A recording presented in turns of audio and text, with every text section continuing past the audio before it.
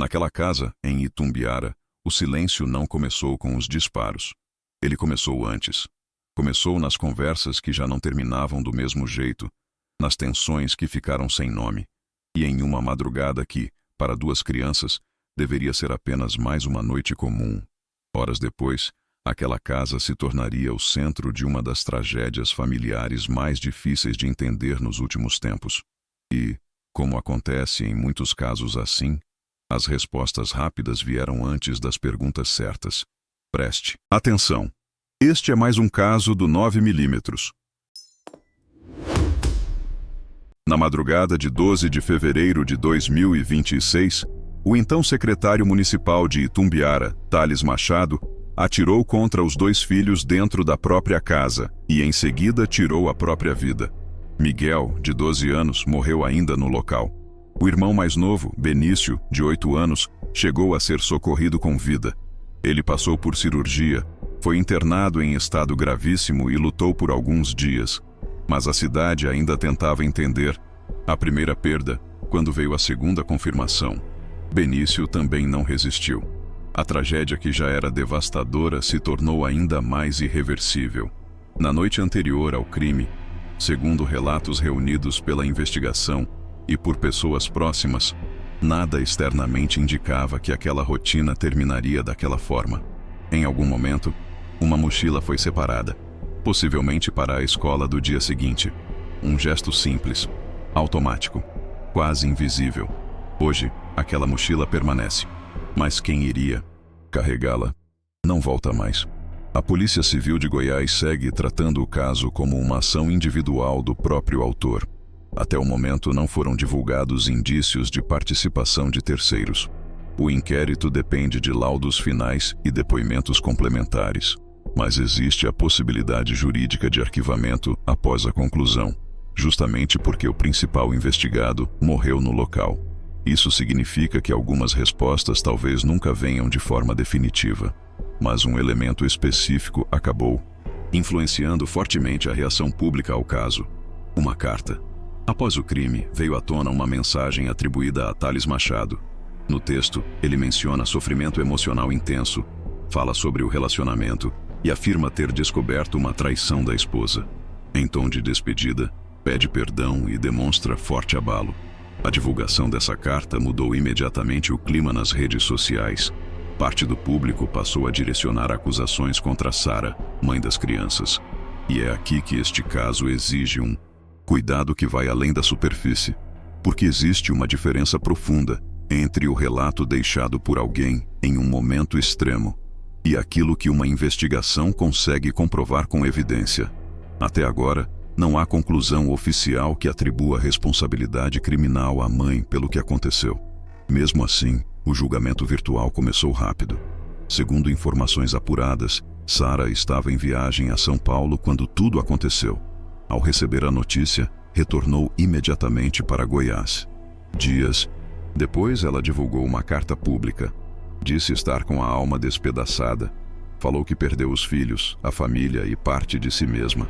Reconheceu que o casamento enfrentava dificuldades, mas foi direta ao afirmar que nada, absolutamente nada, justificaria a tragédia.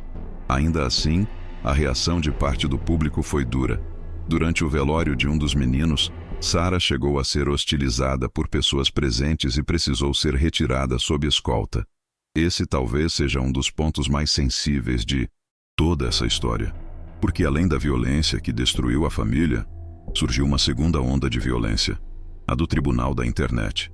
Enquanto a investigação ainda caminha, enquanto laudos ainda são concluídos, enquanto perguntas fundamentais seguem abertas, a necessidade coletiva de encontrar um culpado imediato já estava em movimento. O segundo menino foi velado na casa do avô, o prefeito da cidade. Um velório dentro de casa, silencioso, denso, marcado por uma comoção que ultrapassou o círculo familiar e tomou conta de Itumbiara. Escolas suspenderam atividades, amigos prestaram homenagens. A cidade parou, mas, paralelamente ao luto, crescia também a tentativa pública de simplificar uma tragédia extremamente complexa. Casos assim incomodam porque não cabem em explicações fáceis. Muita gente procura respostas rápidas. Foi ciúme, foi traição, foi desespero, foi impulso. Mas a análise de episódios de violência familiar extrema mostra que, muitas vezes, o que está por trás não é apenas dor emocional. É algo mais profundo, mais silencioso, mais perigoso, a sensação de posse. O que aconteceu em Itumbiara não pode ser tratado como uma história de amor que terminou mal, porque amor não destrói aquilo que diz proteger. Amor não elimina. Amor não pune. Amor não transforma filhos em extensão de um conflito entre adultos. Quando alguém cruza essa linha, o que aparece geralmente é uma combinação perigosa: sofrimento emocional intenso, ruptura psicológica e uma percepção distorcida de controle sobre vínculos afetivos. E é importante repetir com toda clareza: isso não é diagnóstico, isso não é justificativa, isso não transfere culpa. É apenas uma tentativa de entender o que este caso revela sobre comportamento humano em situações limite. Em diversos episódios semelhantes analisados por especialistas ao longo dos anos, alguns padrões costumam surgir: dificuldade extrema de lidar com rejeição, necessidade intensa de controle emocional sobre o outro, intolerância à perda de vínculo e pensamento rígido de tudo ou nada. Quando essas emoções se acumulam sem espaço de elaboração, sem suporte e sem regulação emocional, o risco aumenta.